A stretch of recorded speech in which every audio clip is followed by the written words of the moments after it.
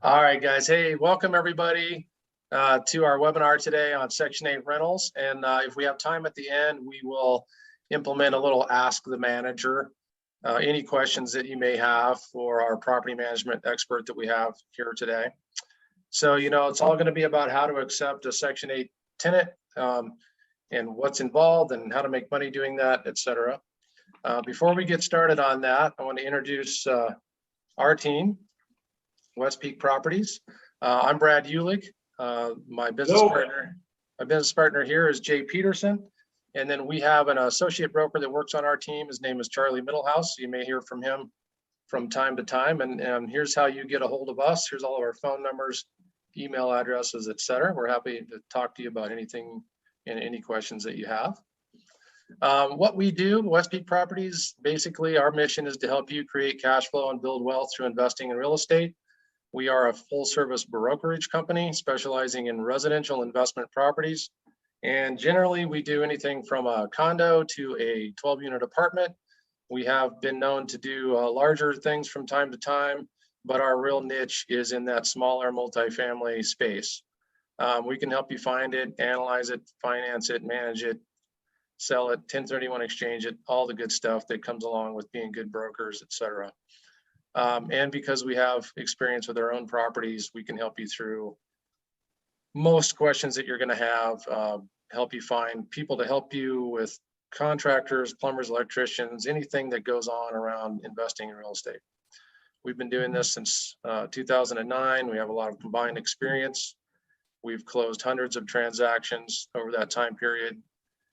We also have a pretty extensive network of investors that we built up over the years.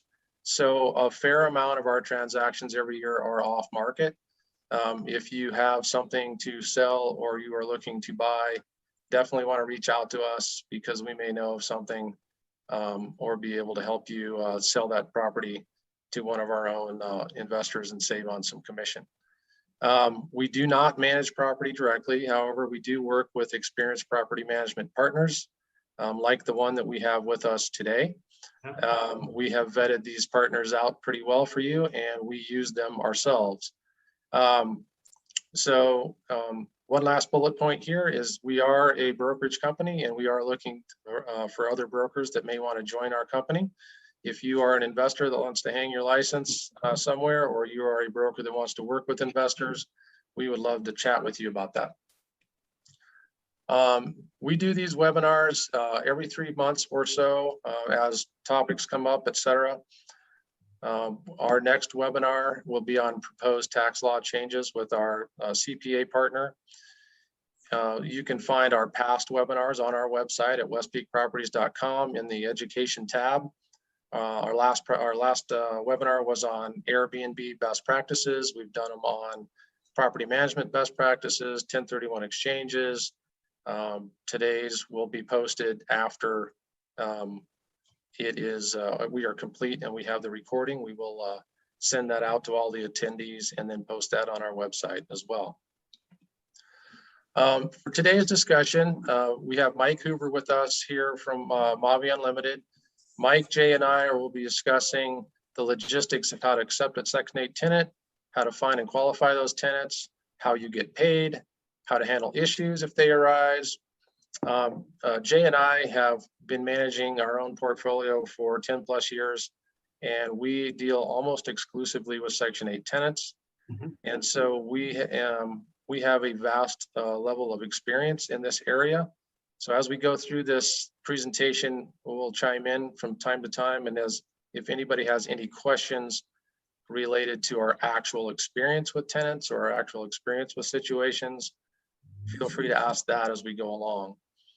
And then if we have time at the end, we will definitely open this up to any and all questions for our property management expert, Mike Hoover.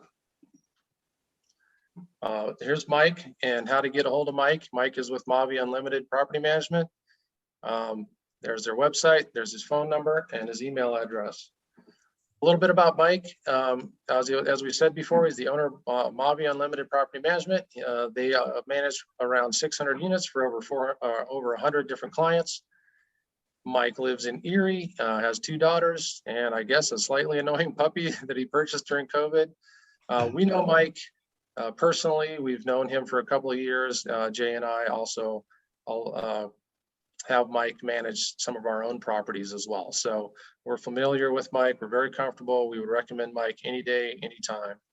And so, Mike, I'm going to let you take over right now, and then we can get into the meat of the slides on Section 8 tenants.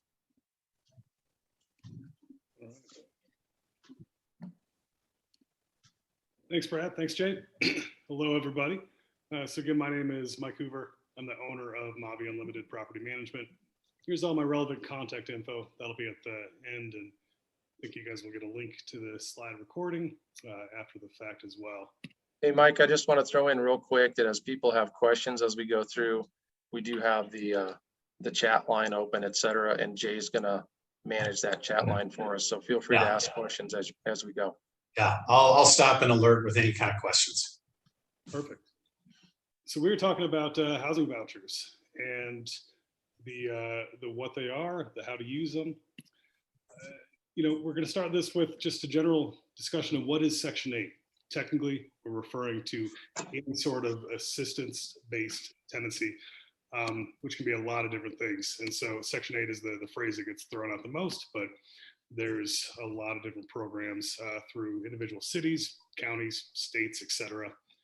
Some quick examples of providers. If you are investors in the Denver area, you may or may not have heard of these people, but Denver Housing Authority, Arapahoe Housing Authority, Jefferson County, Metro West, Colorado Department of Housing, Coalition for the Homeless, the VASH Veterans Housing Program. Basically, prospective tenants apply and they either get accepted or they're put on a wait list. And there's various criteria for every different program. And when you say they apply to the housing authority directly to obtain a Section 8 or a otherwise a voucher from that housing authority. Yes, they need to apply to be in that program, and oftentimes there is a pretty substantial waiting list. So it's a big deal to get on that list and to be accepted. And a lot of folks do want to try to stay on it for as long as possible. So how to accept Section 8? First thing you need to do is have a tenant with a voucher from one of the aforementioned providers. You're going to have that person apply like normal. So like any other tenant that you'd find for one of your rental properties. At our company, we do the typical checking of credit scores, criminal history, eviction history, landlord's income, pay, all that good stuff. Even though you are going to receive the income from a housing association, you still want to do a thorough background because it does paint that sort of comprehensive top to bottom picture of overall responsibility. And also, housing vouchers do not necessarily mean all of the rent is being paid. If a tenant works part-time, housing will pay a portion with the tenant making up the difference on their own end. So you do want to make sure that you're doing a thorough background check and not just say, oh, I'm getting rent from a government agency. I don't need to be as concerned about tenant quality. You will be working with a representative or a caseworker. It varies from group to group, but generally speaking, you will have a few points of contact within an organization that you'll be dealing with, whether it's talking about issues with the resident or how to collect payment, etc. There are lots of people working at some of these organizations.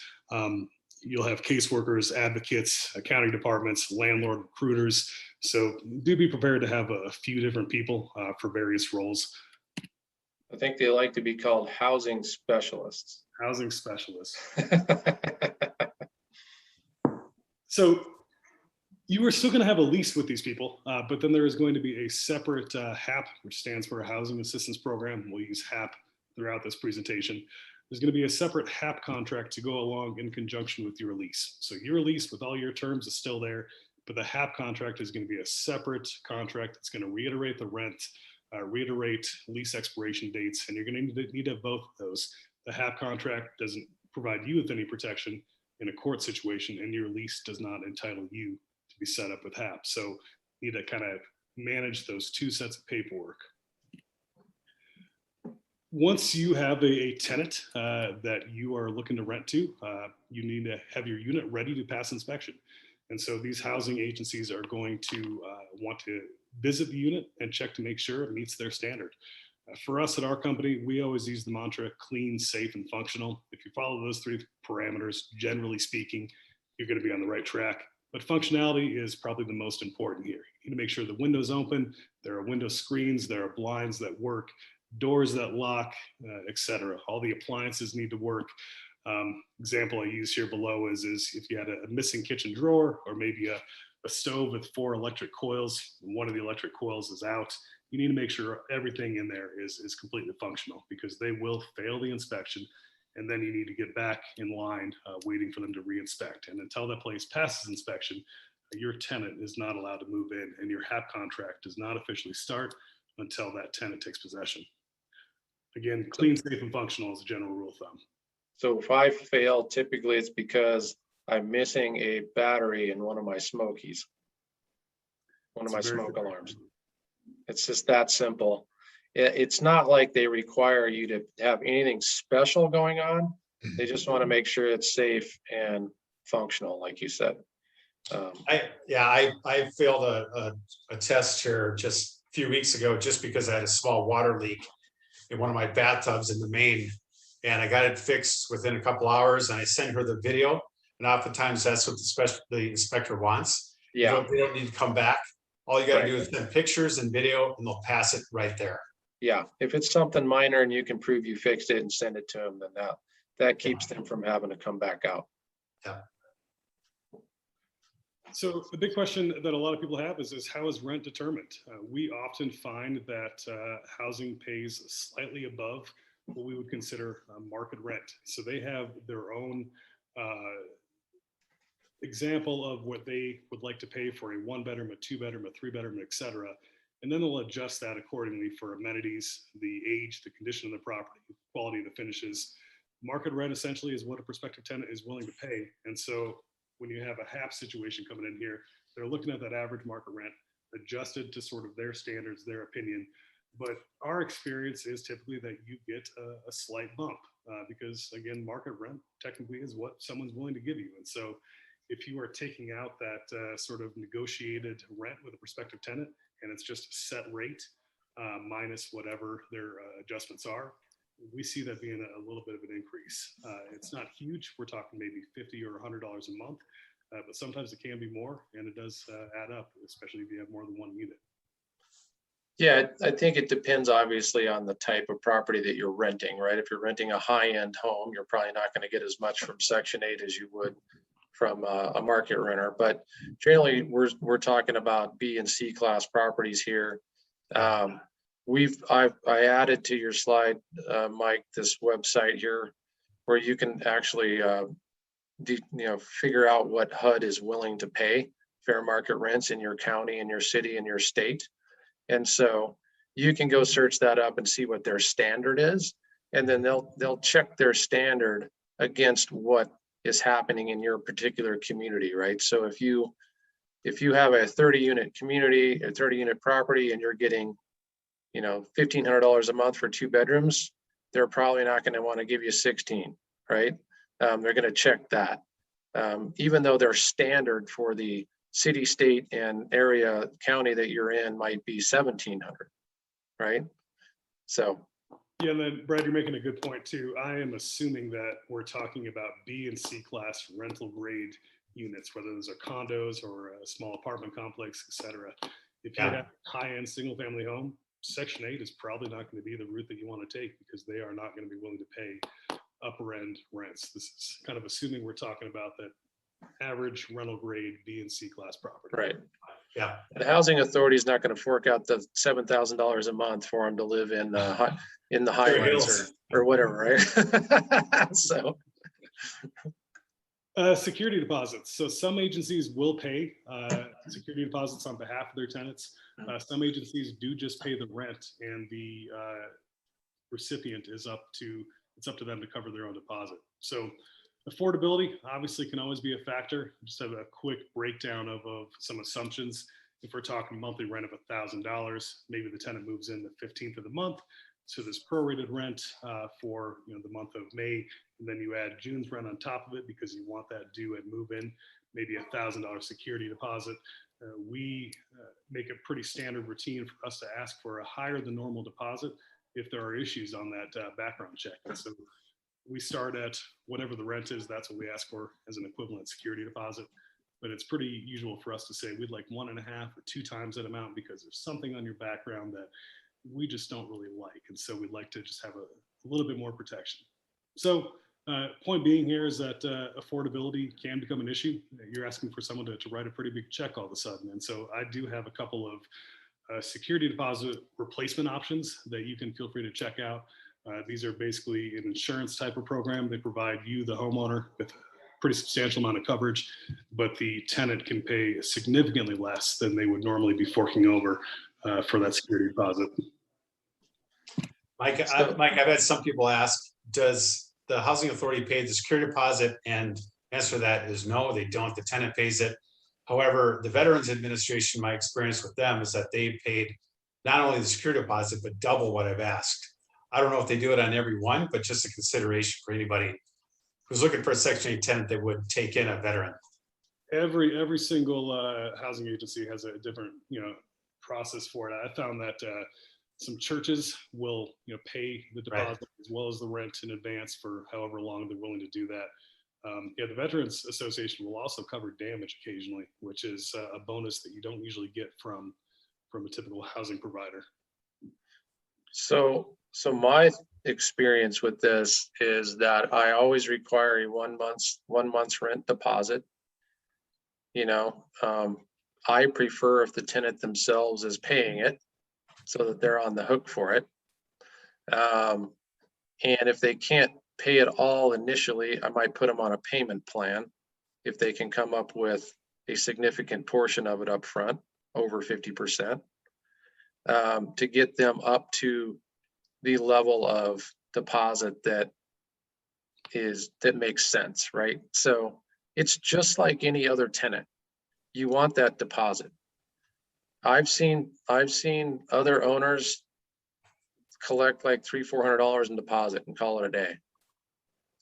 I would not recommend anybody do that. Yeah, you definitely want to have that protection there. We as a company, we don't take payment plans on deposits because we've seen them not come to fruition too many times. The trend tends to be the nicer the property, the higher the class, the less deposit is being asked. So your A-class multifamily in the heart of downtown, lots of times they will just do a $200-300 deposit, but they're basing it off of the background of the tenant, credit score, income, et cetera. And so assuming we're talking about B and C class, working class tenants, you do want to make sure you've got adequate protection. Yeah. But how do we get paid? You've got a tenant, you're super excited, you've signed the HAP contract. Where is my money? One of the reasons we're talking about this is besides the fact that Section 8 typically pays a slightly increased rent, it is guaranteed by the government, the state, if not the federal. And we generally feel like if they have 2 groups of people over here, a non-housing recipient and a housing recipient, we're going to rely on the government to pay their bills every time.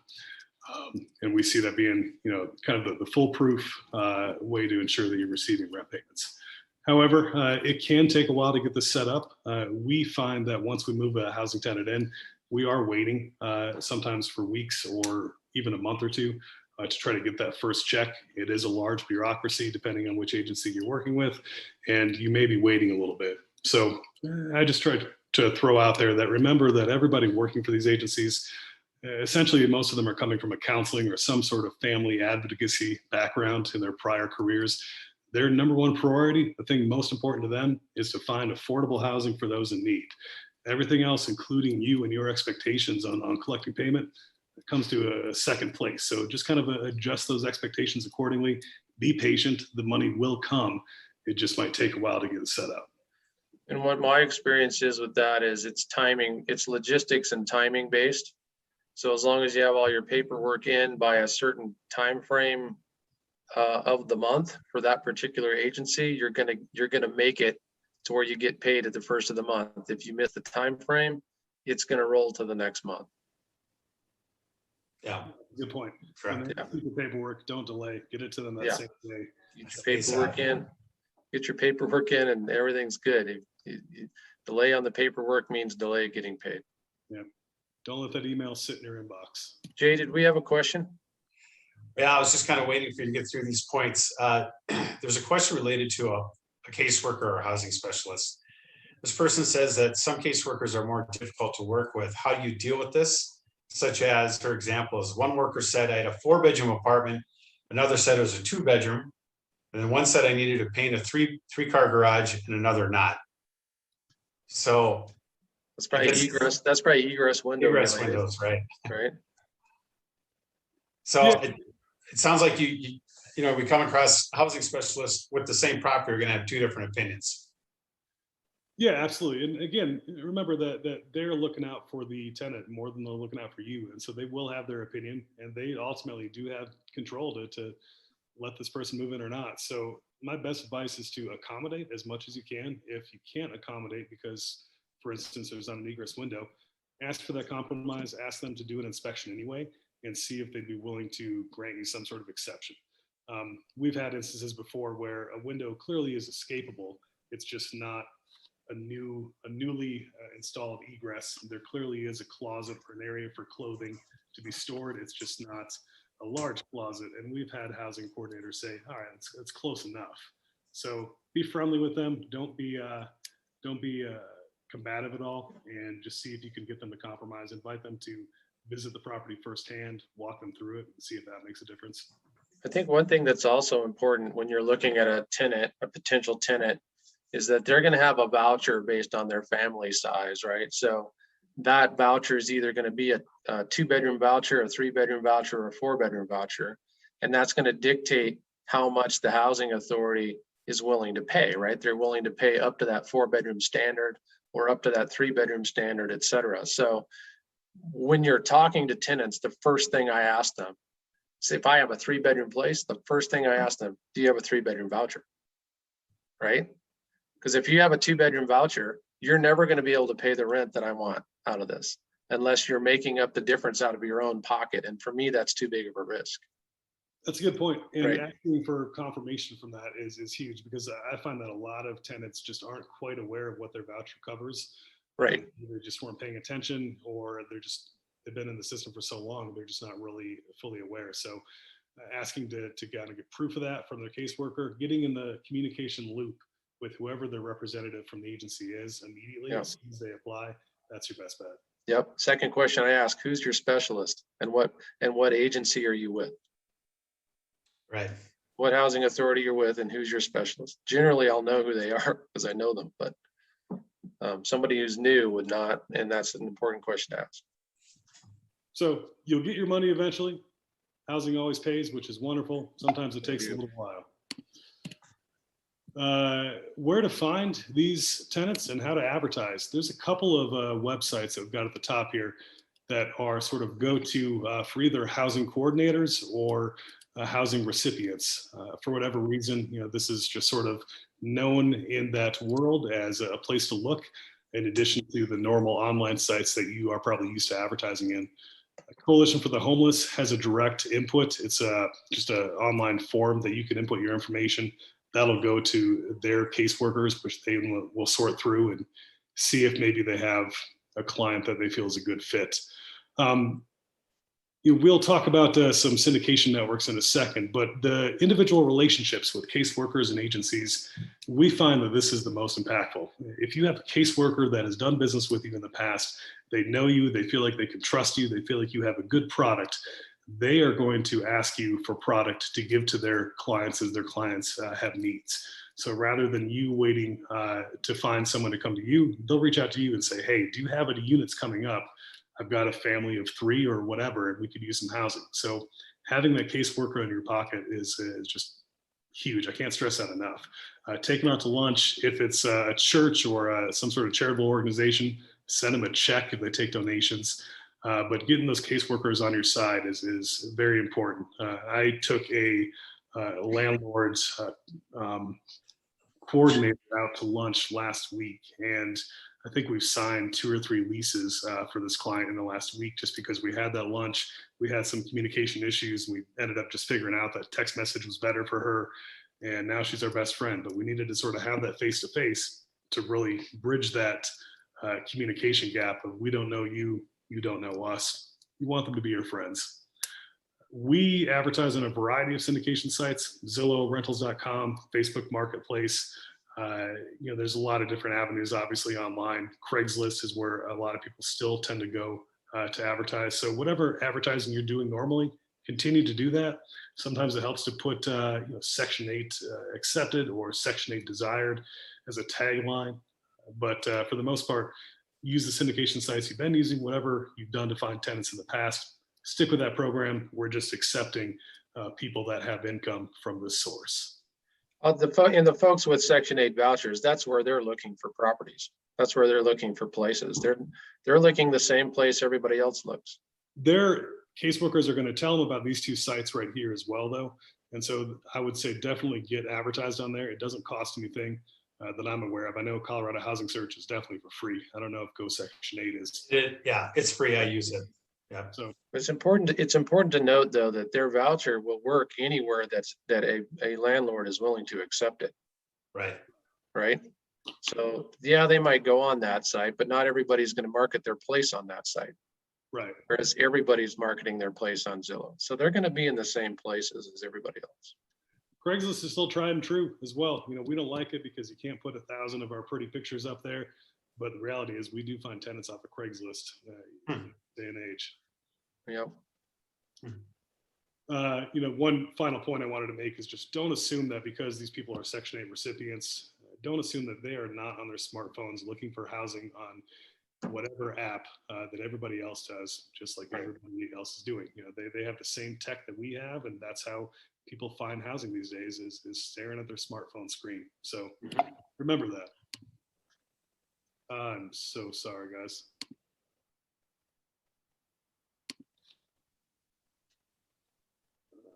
Here we go. So how do I approve an applicant and what do I look for? This is sort of going through our system of how we approve tenants. Eviction history, if someone else is paying the rent, you still should care if they have a history of being evicted in the past. You want to know if they've had issues with other landlords sending them to court. Credit scores, collections. Credit score certainly should not be a factor that you put everything into, but you should pay attention to it. I would say our average credit score across our portfolio is probably in the high 500s. But what we look for are housing related expenses, such as cell phones, utilities, things of that nature that get turned into collection accounts. If I'm going through a tenant's credit report and I see that they continually don't pay their Excel bill and Excel sends them to collections for hundreds or thousands of dollars, it speaks to some overall responsibility issues. And maybe I'm going to think twice before I approve that person. They're all going to have bad credit. It's just a matter of what kind of bad credit they're going to have. Medical collections, everybody under the sun has those. So we tend to put zero stock in that. Right. Again, for us, it's the housing related collections that we're most concerned about, or if there are eviction filings in the past. Right. Criminal history, we generally are not felony friendly in our company. That's sort of a personal choice that you'll have to make as a landlord. I would say that you will have a caseworker involved. And so there probably is some inherent,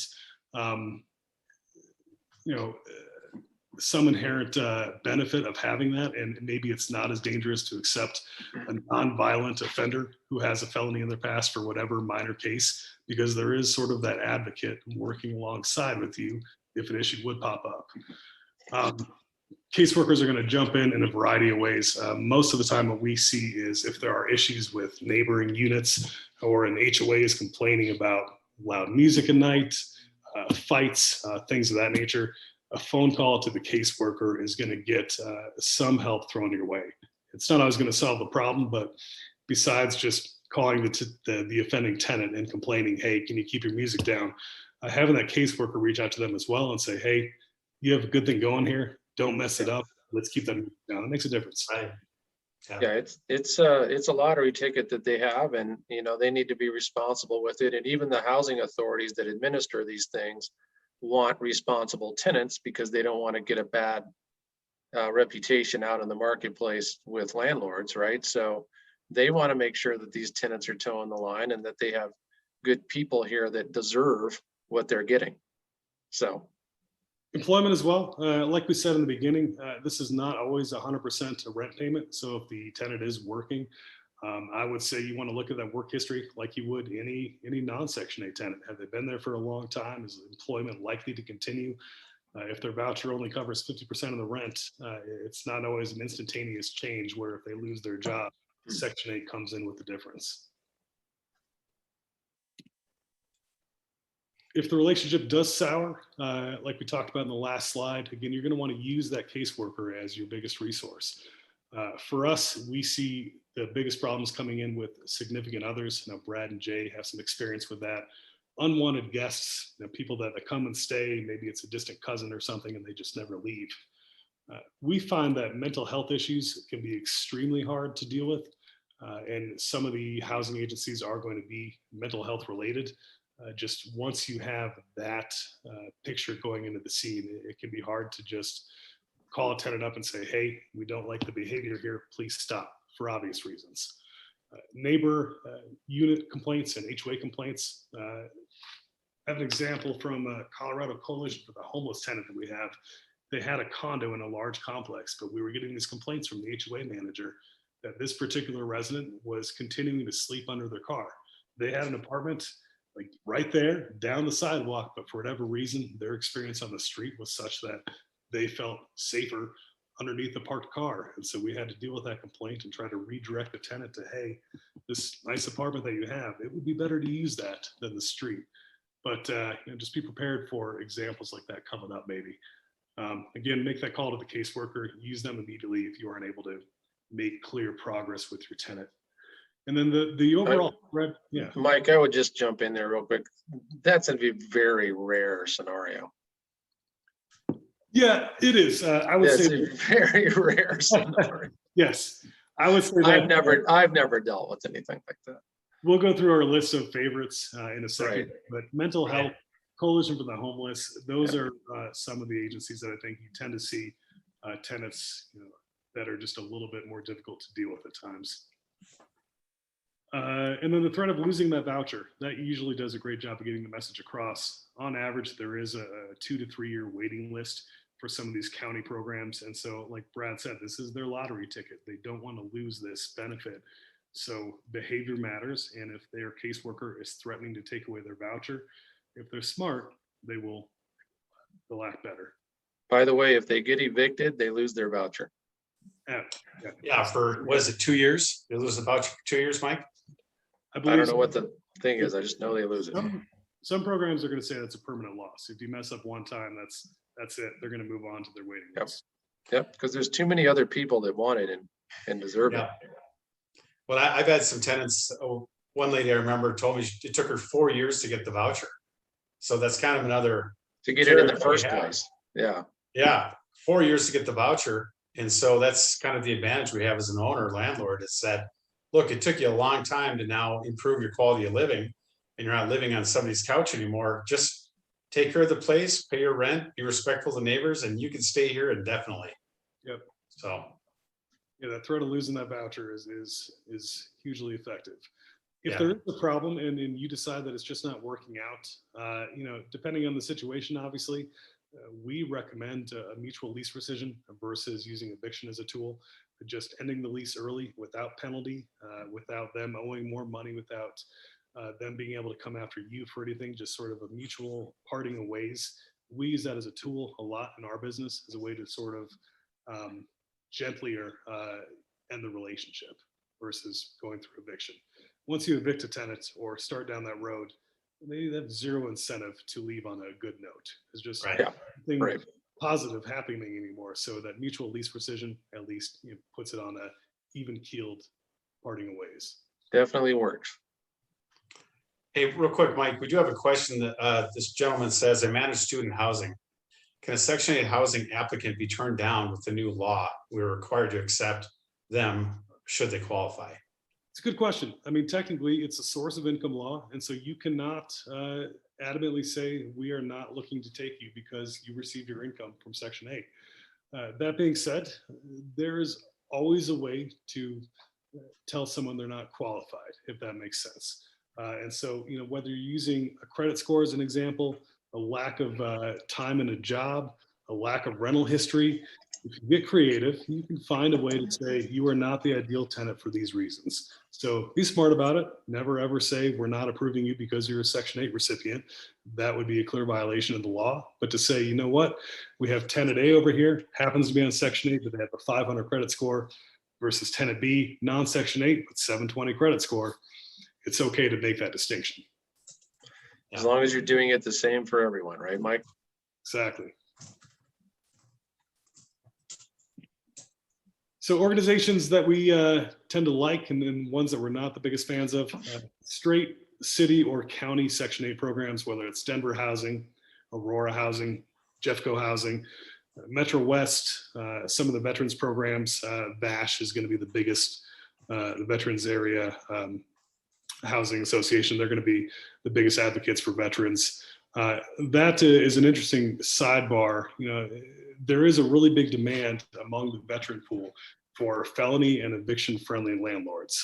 For whatever reason, veterans seem to have a higher percentage with felonies in their backgrounds or past evictions. So that might be something to consider if you are going to be going after Section 8 housing in one particular case. Being felony or eviction friendly for the veterans groups does seem to make a difference and gives you a wider pool.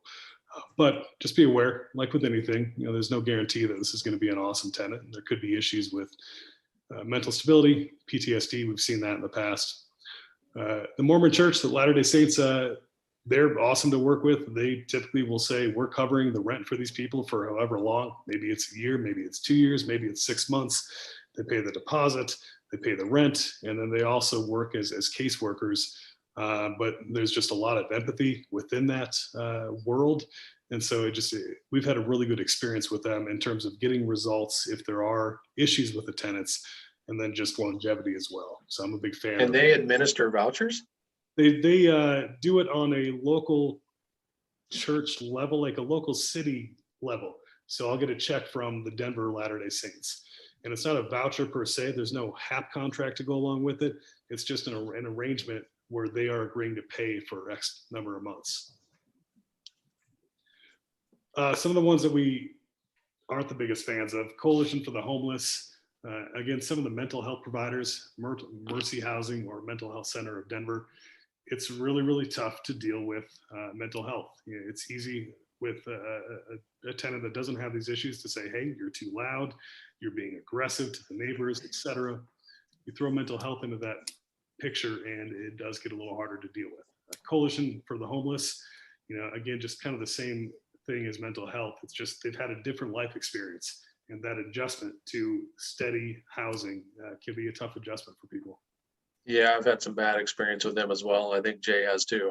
Yeah. Well, look, fantastic organization, and fundamentally, they're providing housing for someone that might be on the streets otherwise. And so there's a huge human factor in there.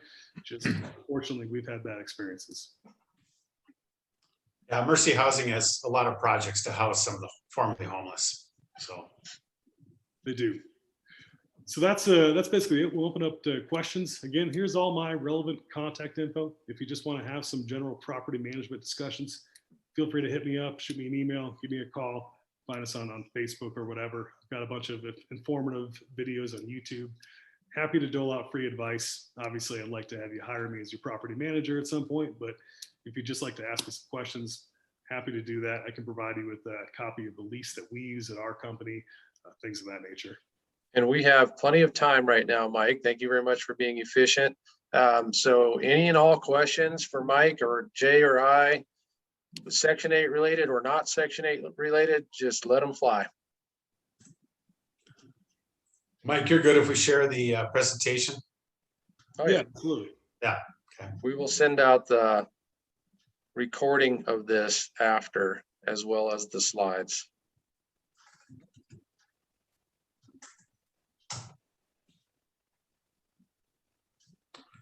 Well, I'll just add that Brad and I have had pretty good experience, well, actually really good with Section 8 over the last year with COVID, just because the nice thing about that is where the tenant does pay a portion of the rent. If they lose their job or a reduction of income, they just go to the housing specialist and get their rent portion adjusted. And so we've virtually had no problems with that with COVID. with tenants not paying rent or along those lines. Haven't had a single delinquency. That's a good point. Residential collection overall last year was better than everybody thought it would be, but it is sort of a sliding scale as you go east along Colfax or get more into North Aurora or South Aurora. Those collection rates did diminish pretty substantially. So having that guaranteed rent, it's nice. That's probably one of the biggest benefits. Right. And I will say, my overall experience with housing, with working with Section 8 tenants and the housing authorities has been very positive. There's a lot of things that I really like about the program. One of the things is, most of these voucher holders are, generally speaking, a single mom who's got young kids, really unable to hold a full-time job and take care of a family at the same time. And, the programs really help to stabilize the children. I remember my very first Section 8 tenant I had for a year, and when I went to renew her for the second year, she just thanked me up and down because she said, this will be the first time my kids have ever gone to the same school twice. And, so there is a lot of benefit to this program. And that tenant is still with me since 2011. So I've had her for 10 years. Her kids have grown up in my unit. And, these folks are not necessarily used to having good quality places to live in their life.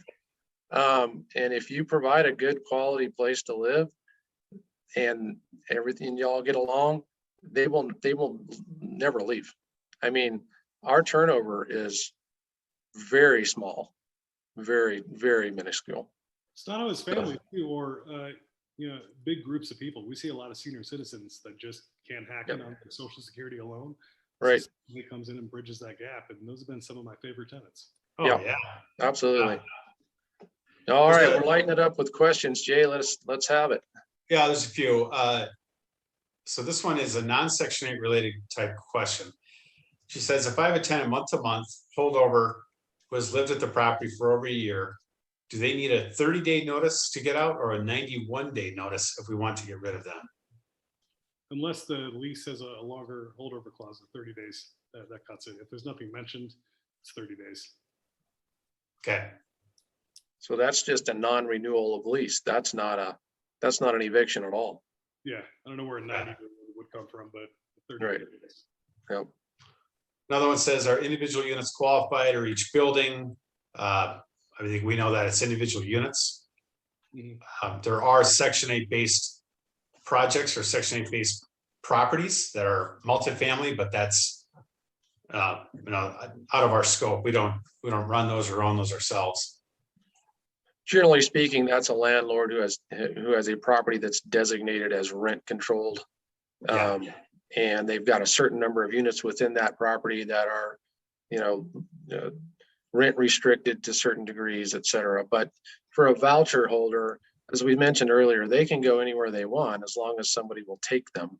And so it's generally an individual unit unless the owner wants to make all their units Section 8, but that's up to the owner. This lady asks, what do you do if you have a qualified tenant and no one comes out to inspect for over 3 months, et cetera? Is there a hierarchy to urge them to come out?